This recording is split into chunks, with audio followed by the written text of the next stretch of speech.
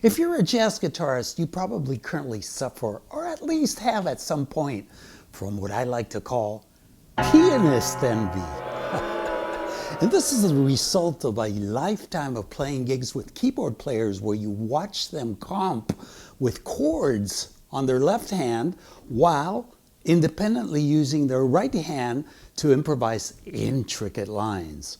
And as if this were not traumatically enough, to add insult to injury, sometimes during a break, they'll have the nerve to rub it in your face. My Schwartz is bigger than yours. I've got 88 keys. You've only got 6 strings. Now, if that isn't bullying, I don't know what is. But worry no more. In today's lesson, I am going to help you put an end to this injustice by teaching you an awesome technique that will enable you to solo and comp at the same time independently. And no, I'm not talking about tapping with 2 hands like, say, Stanley Jordan. And furthermore, you don't have to get a 3rd hand implant. Now, for those of you that have no clue what this technique sounds like on guitar, next I'm going to demonstrate it over a bebop tune with a fairly intricate melody. Now I'm referring to Joy Spring by Clifford Brown. And after this, I will show you in detail how to apply it.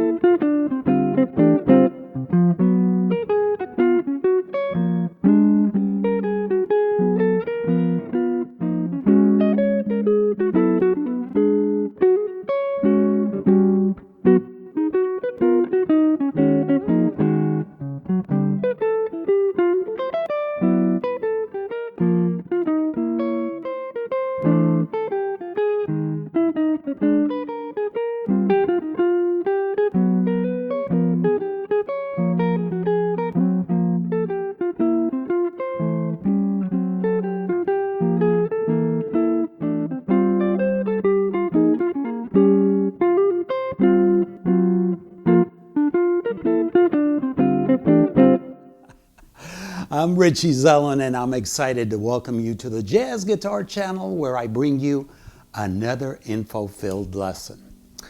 The first time I heard a recording of a guitarist where it sounded like 2 guitarists, one comping and one soloing, that is, was the first time I heard Lenny Breau. But the recording was live, and it was only him playing by himself. Of course, I had no clue how he was doing it because I could not see his hands. And it wasn't until a few years later, when I was taking a functional keyboard course for a Berklee arranging course, that I figured it out. It finally dawned on me how he was doing it. You see, when they teach beginners basic jazz piano, they show you how to play 2-note chords in the left hand while playing a melody with the right hand. And these 2-note chords are comprised of guide tones, that is, the 3rd and 7th of the actual chord. And it might not sound as full as a 4-part chord, but you know what? It works just fine. I mean, I've even seen transcriptions where even someone like Chick Corea used them on his left hand. Of course, it doesn't have to literally be the 3rd and 7th. It could be a 3rd and an upper extension, or even a 3-part chord. But I think you get the gist of what I'm getting at. To make a long story short, my functional keyboard lessons inspired me to try and do the same thing on the guitar's fretboard.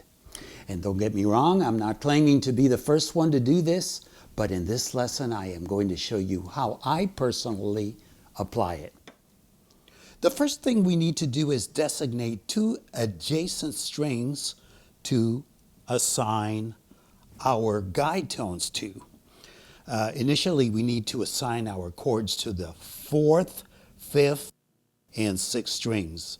And this would be representative of what a keyboard player might do with his left hand.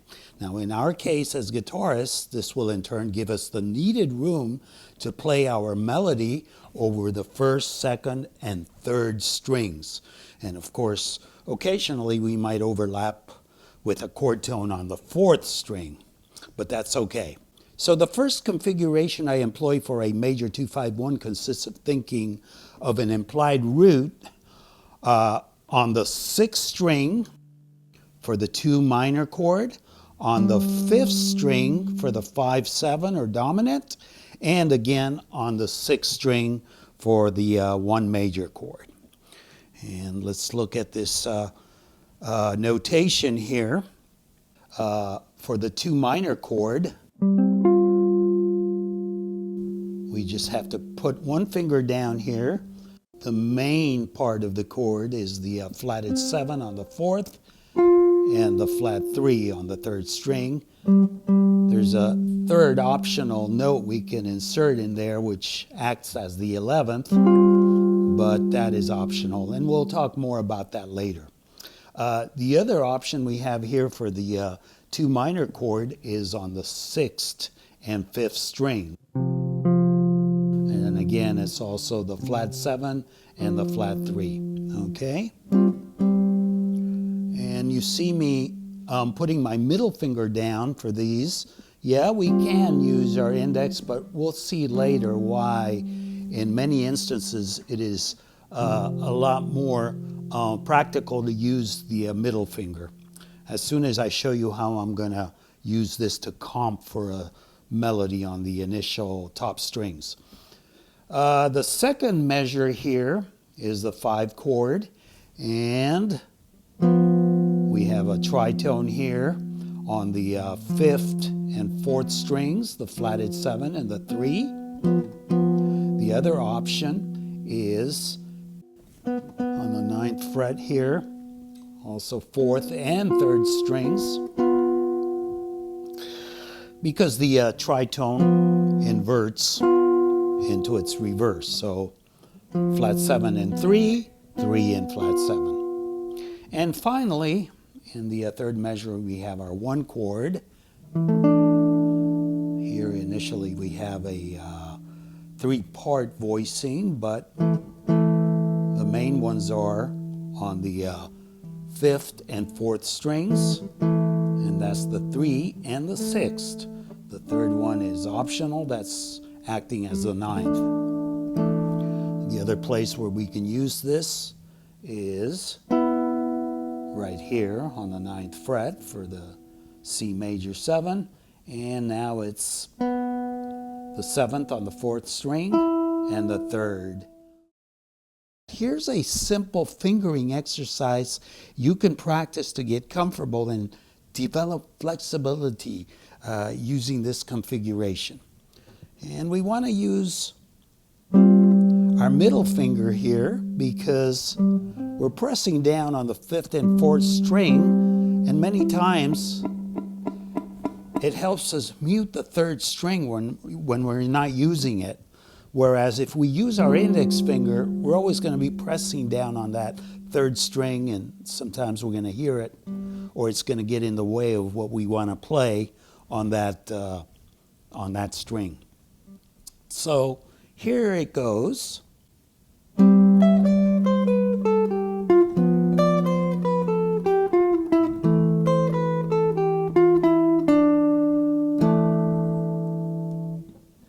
The second configuration I employ for a major 2-5-1 consists of thinking of an implied root, this time on the 5th string for the 2 minor chord, on the 6th string for the 5-7 or dominant, and again on the 5th string for the 1 major. Let's look at this notation, and we have for the first measure for a G minor, which is the 2 chord, the structure here in fourths, although these are the 2 important notes. The 11th again is optional on the 6th string. Here we have the flatted 7 and the 3rd. I'd rather play it like this. That way I can mute the 3rd string. Then we go to the second measure here to play the 5 chord, and we have a tritone again. Have the 3rd here on the 5th string and the flatted 7. Of course, we can always invert that and play it on the 4th and 3rd string. And finally, we have on the 3rd measure here for the 1 chord, in this case an F, 7th and a 3rd. And this can also be played on the 12th fret, where it is functioning as a 3rd on the 5th string and a 6th on the 4th string. So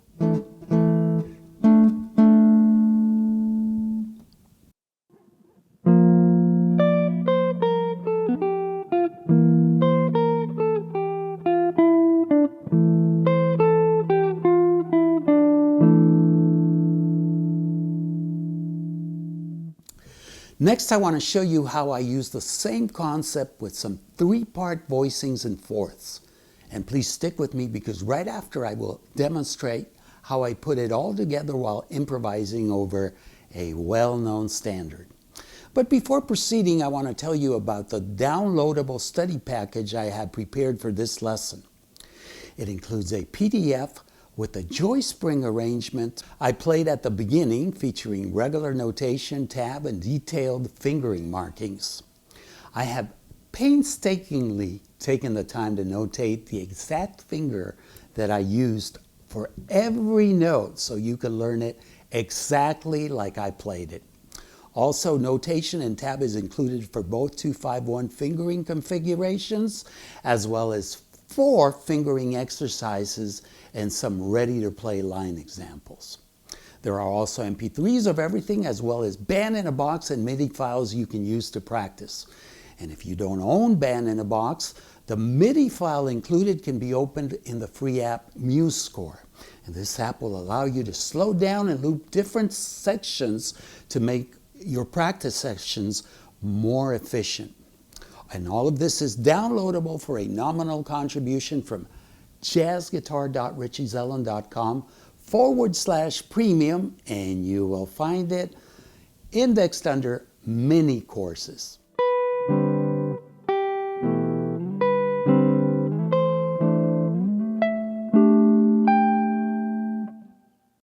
Next, I want to show you a simple 3-part voicing, and you can use it for major and minor chords over the 3rd, 4th, and 5th strings to accompany melodies on the 1st and 2nd strings.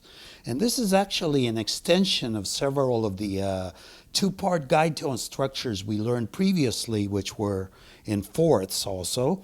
And the difference is that although this has a fuller sound, it also takes up more string real estate and thus limits us when assigning our melodies just to the first 2 strings. And I want to add that Jim Hall was very fond of this concept, and you can hear him using it throughout many of his recordings. And you'll note that it adds somewhat of a post-bop sound to your playing. Let's first look at how we can apply this to a C major chord. And we see the notation here. You'll notice that there are 4 structures that we can use throughout the fretboard, and they can all be played with 1 finger covering 3 strings. Usually the index or the middle, depending on the range that you want to cover on the initial or top first 2 strings. Here in C,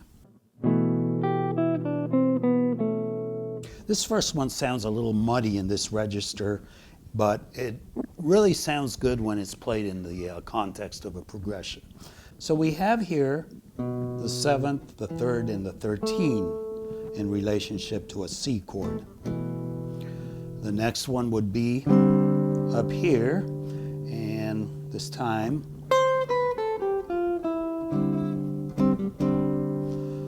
we have the 9th in the bottom, the 5th, and the root. Again, you have to hear these in context.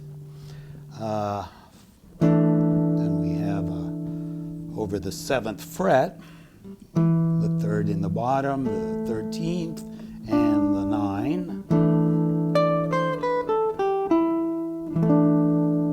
And finally, we can do it here on the 12th fret, where we have the 13th in the bottom, the 9th, and the 5th on top. And this sounds a lot better because it's in a higher register, especially when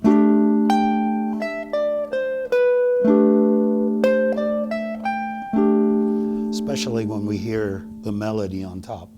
Because major chords have relative minor chords, we can just as well apply all of them to its relative minor, which in this case would be A minor.